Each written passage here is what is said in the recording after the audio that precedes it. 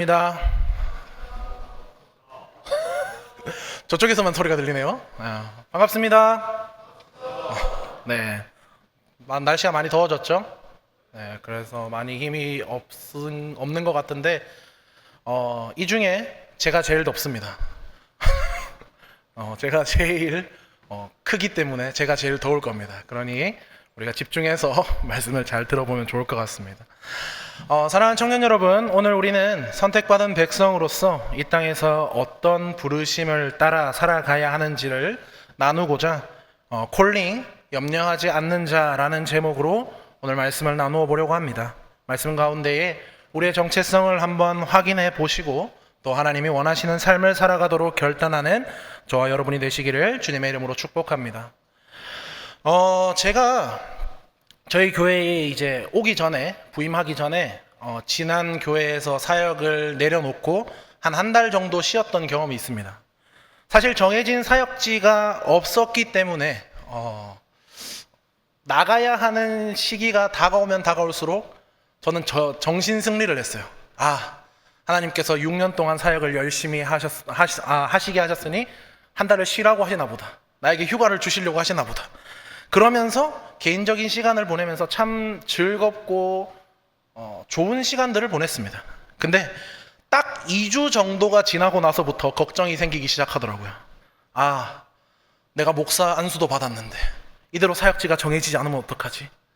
같이 사임한 사역자들은 하나둘씩 사역지가 결정되고 사역을 시작하는 것을 보면서 사역 게시판이라고 있는데요. 사역자들을 공고하는 게시판이 있는데 거기서 매일매일 뒤지게 되었던 그리고 거기서 더 나아가서 저는 일자리를 구하는 어플도 계속 보았던 경험이 있습니다.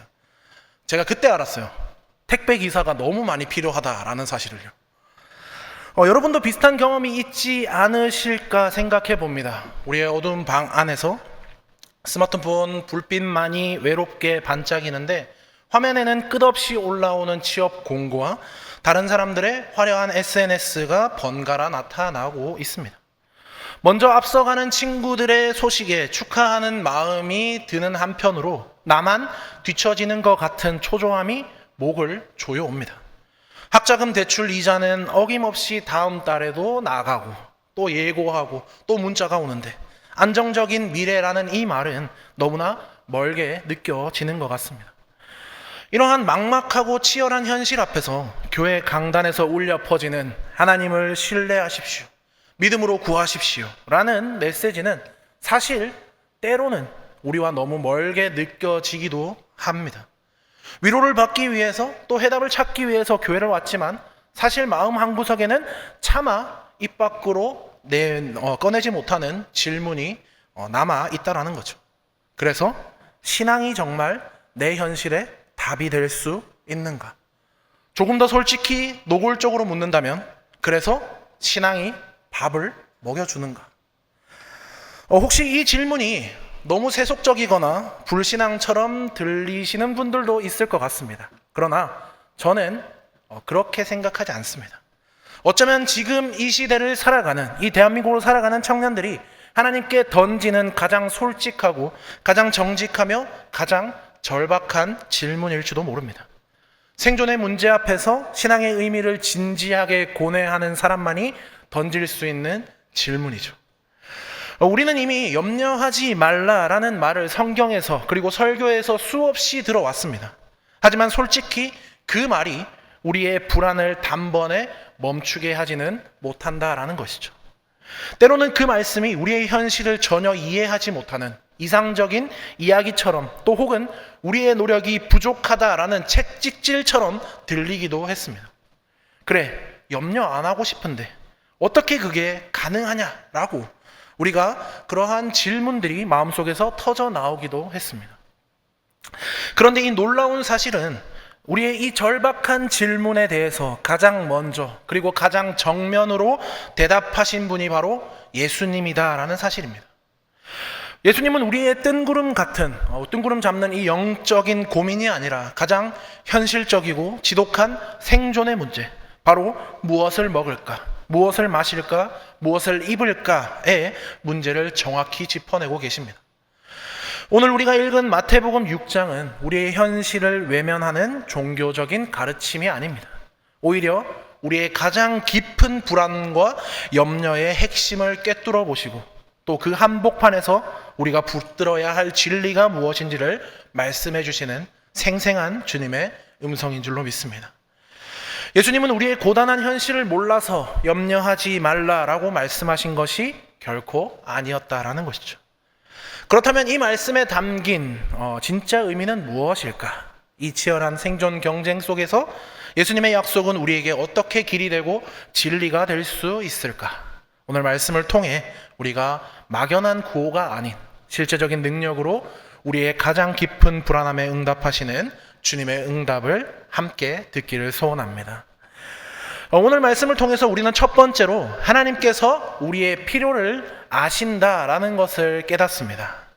자, 우리 본문을 보시면 그러므로 내가 너희에게 이르노니 목숨을 위하여 무엇을 먹을까, 무엇을 마실까, 몸을 위하여 무엇을 입을까 염려하지 말라라고 말씀하십니다.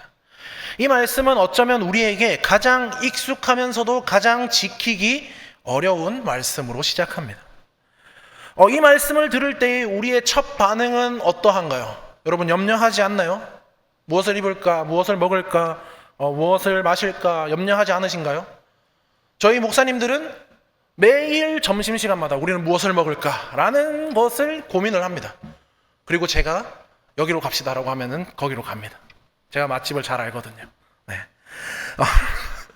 이 말씀을 들으면 사실 예수님 말이 쉽죠. 예수님 지금 제 통장 잔고가 얼마인지, 다음 학기에 등록금이 얼마인지, 제가 얼마나 간절히 취업을 원하는지 예수님께서 잘 알고 계시지 않습니까? 어떻게 이런 말을 하십니까? 라는 말이 올라올 것 같습니다. 그런데 예수님께서는 우리의 현실을 모르는 분이 아니십니다. 예수님은 곧바로 공중의 새와 들의 백합화를 보라라고 말씀을 하시죠. 이 비유의 핵심은 우리가 흔히 오해하는 것처럼 너희도 이제부터 아무런 노력하지 말고 새들처럼 꽃들처럼 그냥 가만히 있어라 라는 뜻이 결코 아닙니다. 새들은 먹이를 찾기 위해 누구보다 부지런히 날아다니고 백합화도 땅속 깊이 뿌리를 내리면서 양분을 빨아들입니다. 예수님이 말씀하시고자 하신 그 핵심은 그들의 노력이 아니라 그들을 향한 하나님의 돌보심에 있다라는 것입니다. 그리고 그 돌보심의 근거는 바로 가치에 있다라는 것을 알려주시죠. 예수님께서 이렇게 물으시죠. 너희들은 이것들보다 더 귀하지 아니하냐라고. 이것이 오늘 우리가 붙들어야 할 첫 번째 진리입니다. 세상은 끊임없이 우리의 가치를 우리의 소유와 성취로 증명하라라고 요구를 합니다. 어느 대학에 다니는지, 어느 회사에 다니는지, 연봉이 얼마인지, 어떤 차를 타는지가 우리의 가치, 우리의 클래스를 결정한다고 말합니다. 그래서 우리는 불안한 거죠. 더 좋은 스펙을 쌓지 못하면, 더 안정적인 직장을 구하지 못하면 내 존재 자체가 무가치한 것처럼 느껴지기 때문입니다. 그런데 하나님께서는 정반대로 우리에게 말씀하고 계십니다. 우리의 가치는 우리의 능력이나 성과에 달려있지 않다라고 선언하십니다. 하나님의 형상대로 지음받은 존재라는 그 사실 하나만으로 우리는 하나님께서 손수 먹이시고 입히시는 저 새와 꽃과는 비교할 수도 없이 존귀한 존재다라고 말씀을 하고 계시는 것이죠. 그리고 예수님께서 이 모든 논의의 활용점정을 찍으시는 한 문장을 우리에게 주십니다. 우리 32절 같이 한번 볼까요? 본문 32절입니다. 우리 같이 한번 읽어보겠습니다. 시작. 이는 다 이방인들이 구하는 것이라. 너희 하늘 아버지께서 이 모든 것이 너희에게 있어야 할 줄을 아심이니라. 아멘. 사랑하는 청년 여러분, 오늘 이 말씀을 우리의 마음 가운데 깊이 새기시기를 소원합니다. 우리의 염려의 가장 깊은 뿌리에는 하나님이 나를 잊으셨을 거야, 하나님이 내 사정을 모르실 거야 라는 불신에서부터 시작합니다. 그러나 성경은 우리에게 정확하게 말하고 있죠. 하나님은 다 아신다. 여러분의 이름과 얼굴뿐만을 아시는 것이 아니라 여러분의 기도 제목과 눈물, 한숨, 그리고 당장 무엇이 필요한지를 정확히 아신다라는 것입니다. 이 세상의 그 누구도 나의 막막함을 알아주지 못한다고 느낄 때에 하늘에 계신 하늘 아버지께서는 우리의 모든 필요를 나보다 더 잘 알고 계신다라는 이 진리가 우리를 짓누르는 염려의 무게에서 우리를 자유케 하는 첫걸음이 될 줄로 믿습니다. 그리고 두 번째로 오늘 말씀은 우리에게 염려의 주인을 바꾸라라고 선언하십니다. 하나님께서 우리의 필요를 아신다라는 사실을 믿는다면 이제 우리의 삶의 방식은 달라져야 한다라는 것이죠. 예수님께서 31절에 보면 그러므로 염려하여 이르기를 무엇을 먹을까, 무엇을 마실까, 무엇을 입을까 하지 말라라고 반복해서 말씀하신 후에 32절에 보시면 이는 다 이방인들이 구하는 것이다 라고 말씀하십니다. 여기서 이방인은 하나님을 모르는 사람들, 즉 세상의 방식대로 살아가는 사람들을 의미합니다. 그들이 구하는 것, 즉 그들이 살아가는 방식의 핵심은 무엇일까? 바로 내 인생은 내가 책임진다라는 것입니다. 내 능력과 내 노력만이 내 미래를 보장한다라는 믿음을 가지고 살아간다라는 것이죠. 그래서 그들은 더 많은 돈과 더 높은 지위와 더 안정적인 미래를 얻기 위해서 자신의 모든 것을 걸고 달려갑니다. 그런데 그 결과의 끝은 무엇일까요? 바로 끝없는 염려입니다. 내가 조금이라도 뒤처지면 끝이라는 불안감, 그리고 이 경쟁에서 밀려나면 모든 것을 잃는다라는 두려움이 그들의 삶을 지배한다라는 것이죠. 예수님께서는 바로 이 지점에서 우리에게 조금은 뜬금없는 대안을 제시하고 계십니다. 우리 33절의 말씀 한번 같이 읽어볼까요? 33절의 말씀 같이 한번 읽어보겠습니다. 시작. 그런즉 너희는 먼저 그의 나라와 그의 의를 구하라. 그리하면 이 모든 것을 너희에게 더하시리라. 아멘. 이 말씀을 들으면 우리가 현실을 도피해서 기도원에 들어가야 하나? 직장을 그만두고 매일 성경만 읽어야 하나? 라는 생각을 하겠지만 사실 우리는 그러한 것이 아니다라는 것을 확실히 알고 있습니다.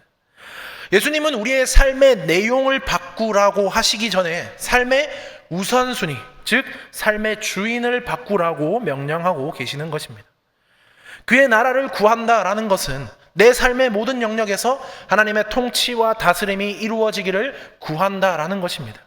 내가 직장을 구할 때에 어디가 돈을 많이 줄까를 먼저 묻는 것이 아니라 이 직장에서 하나님의 가치인 정직, 성실, 사랑을 어떻게 실현할 수 있을까를 먼저 묻는 것입니다. 그리고 그의 의를 구한다라는 것은 나의 선택이 하나님의 성품, 그분의 공의와 사랑에 부합하기를 구하는 것입니다. 취업을 위해서 우리가 이력서를 조금 부풀리고 싶은 그 유혹 앞에서 정직하게 선택하는 것.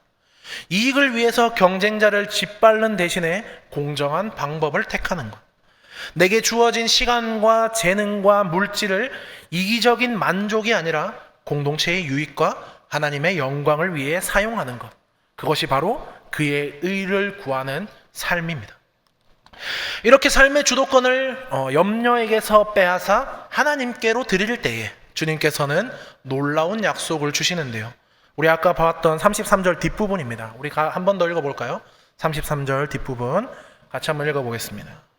네, 안 나오나요? 네, 그리하면부터 읽어보겠습니다. 시작.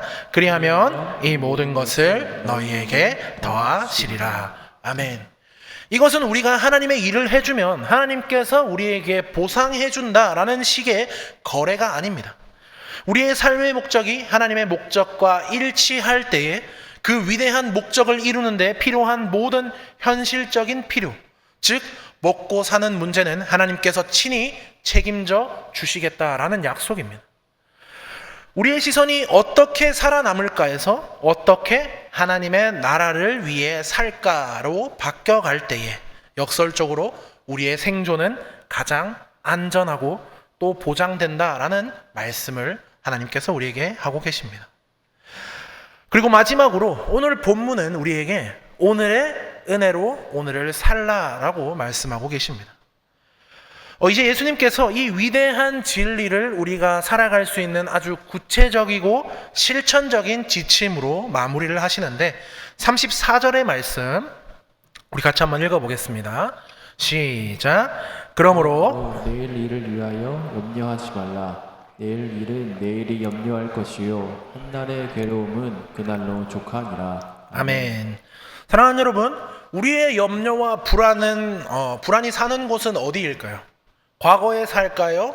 현재에 살까요? 미래에 살까요? 어디일까요? 네? 현재? 대부분 우리의 염려와 불안은 미래에 살고 있습니다. 아직 일어나지 않은 일, 어쩌면 영원히 일어나지도 모를 그러한 일들에 대한 걱정이 오늘의 우리를 무너뜨린다라는 것이죠. 만약 취업에 실패하면 어떡하지? 몇 년 뒤에도 내가 이 모양 이 꼴이면 어떡하지? 이 만약이라는 미래의 걱정이 오늘의 우리를 사로잡는다라는 것입니다. 예수님의 처방은 이 만약으로부터 우리를 해방시키시는 것입니다. 예수님은 한날의 괴로움은 그날로 족하다라고 말씀하고 계시죠. 이 말씀은 인생은 원래 괴로운 거야 라고 말하는 비관론적인 말씀이 아닙니다. 오히려 지극히 현실적인 조언이라고 할 수 있죠. 그렇지 않아도 오늘 하루를 살아내는 게 벅찬데 그리고 힘든데 왜 아직 오지 않은 내일의 무게까지 미리 당겨와서 지고 가고 있느냐? 그럴 필요는 없다라고 말씀하고 계시는 것입니다. 하나님께서 우리에게 은혜를 주실 때에는 우리에게 1년치, 10년치를 한꺼번에 부어주시는 그런 것뿐이 아닙니다. 이스라엘 백성들에게 매일 아침 새로운 만나를 주셨던 것처럼 하나님은 우리에게 오늘을 살아갈 힘과 은혜를 바로 오늘 주십니다.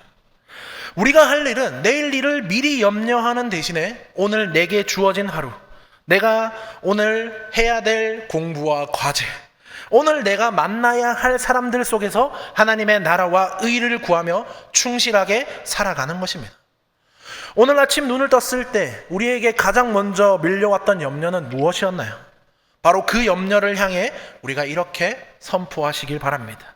너는 내일의 만약일 뿐이다. 나에게는 오늘을 책임지시는 하나님이 계시고 오늘을 살아갈 은혜가 있다. 이렇게 우리의 시선을 미래에서 오늘로 가져올 때 우리는 비로소 염려의 노예가 아니라 하루하루의 은혜를 누리는 하나님의 자녀로 살아갈 수 있게 될 것입니다. 우리 모두가 내일의 염려를 내려놓고 매일의 은혜를 누리는 청년들이 되시기를 주님의 이름으로 축복합니다. 이제 말씀을 정리하려 하는데요. 오늘 우리는 말씀을 통해 세 가지를 기억했습니다.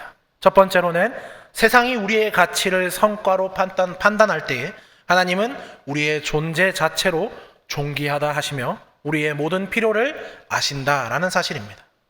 그리고 두 번째로 우리의 할 일은 생존을 위해서 염려를 따라 달려가는 것이 아니라 삶의 우선순위를 바꾸고 먼저 하나님의 나라와 그의 의를 구하는 것임을 배웠습니다.